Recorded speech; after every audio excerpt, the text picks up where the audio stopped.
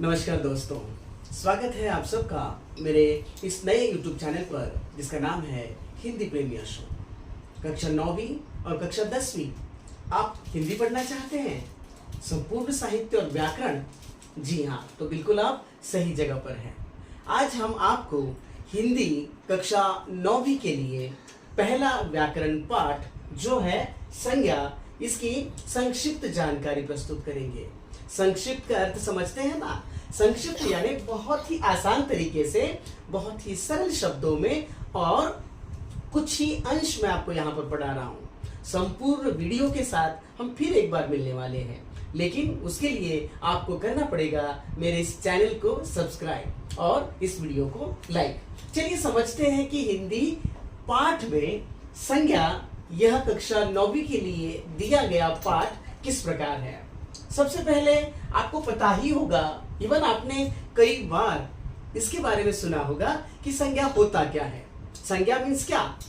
आपके आसपास जो भी दिखाई देगा उस चीज को, उस वस्तु को, उस पदार्थ को दिया गया नाम। जैसे मान लीजिए मेरे हाथ में ये मार्कर या पेन, आप इसको कहिएगा, मैंने इसे पेन कहा। ये जहां पर मैं लिख रहा हूं ये एक व्हाइट बोर्ड है, ठीक है। दैट मीन्स कि मैंने जहां पर भी जिस भी वस्तु को देखा मैंने उसे एक नाम दे दिया और वो जो नाम है वो कहलाता है संज्ञा। तो क्या ये संज्ञा नाम केवल वस्तु तक सीमित है? जी नहीं।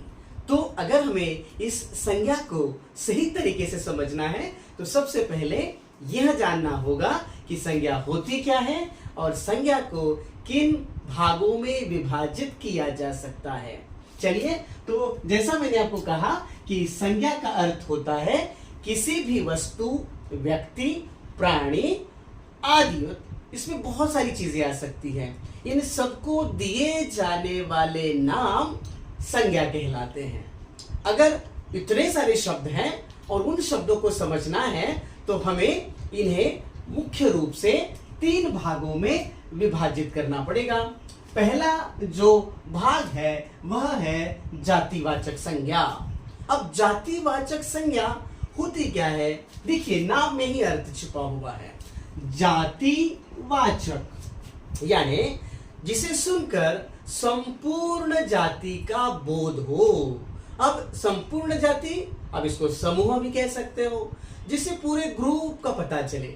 जब ऐसे शब्द प्रयुक्त किए जाते हैं तब वे जातिवाचक संज्ञा कहलाते हैं। मान लीजिए कि मैं किसी शहर में गया, मान लीजिए कि मैं आपकी कक्षा में आया, मैंने देखा कि बहुत सारे लड़के वहां पे खड़े हैं, मुझे किसी का नाम नहीं पता, तो मैंने उनको देखा और मैंने उनको कहा उसमें से किसी एक को कि वहां पर कई सारे लड़के हैं।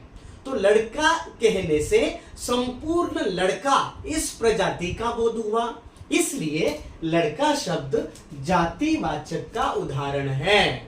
याद रखिएगा, मैं फिर से बता रहा हूं कि जब उस शब्द से संपूर्ण जाति का बोध हो तो वह शब्द जातिवाचक होते हैं।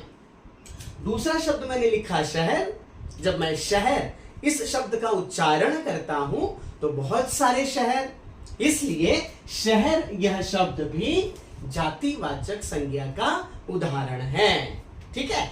देखिए, और अगर हम बात करें जैसे देश, बहुत सारे देश हैं, जातिवाचक संज्ञा। बहुत सारे प्राणी हैं, जातिवाचक संज्ञा।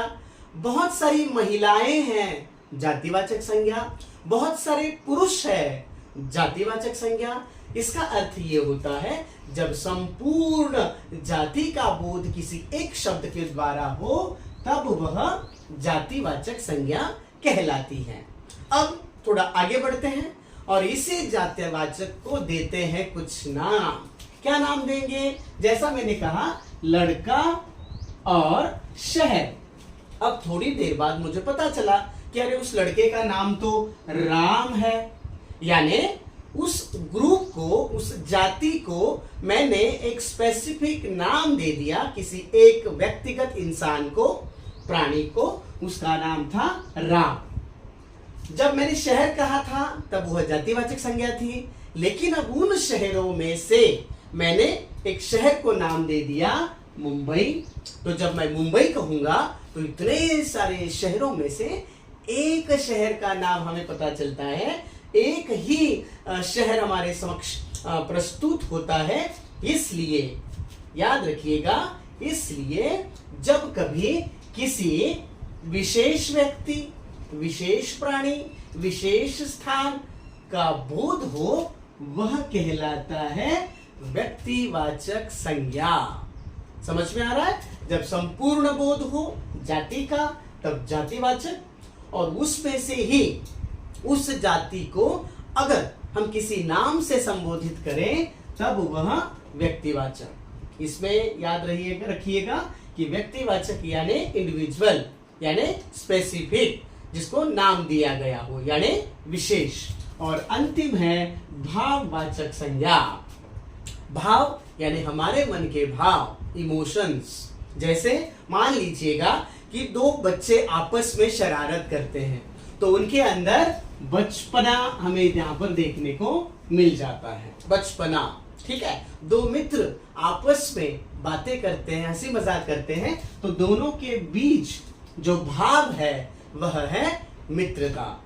यानी सिंपल शब्दों में कहें तो भाववाचक यानी जिसे हम स्पर्श नहीं कर सकते, जिसे हम देख नहीं सकते, लेकिन जिसका अनुभव किया जा सकता है, जिसको महसूस किया जा सकता है, वह होती है भाववाचक संज्ञा।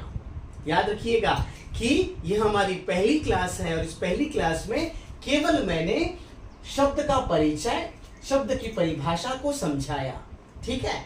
अगर आप इसका पूर्णतः विश्लेषण चाहते हैं, अगर आप चाहते हैं कि कक्षा 9वीं का संपूर्ण व्याकरण और संपूर्ण साहित्य जो सीबीएसई ने आपके लिए पाठ्यपुस्तक गंगा निर्धारित की है, अगर आप चाहते हैं कि पूरा विश्लेषण आपको मिले, तो आप मेरे इस चैनल को सब्सक्राइब करें जिसका नाम है हिंदी प्रेमी अशोक, और इस वीडियो को लाइक भी करें और जो भी आपके दोस्त हैं उनके साथ शेयर करें, क्योंकि याद से आगे हम बहुत सारे वीडियोज के साथ आपके साथ रहेंगे और आपको संपूर्ण ज्ञान देने की कोशिश करेंगे। तो आज के लिए बस इतना ही, फिर मिलेंगे अगले वीडियो में। Bye bye.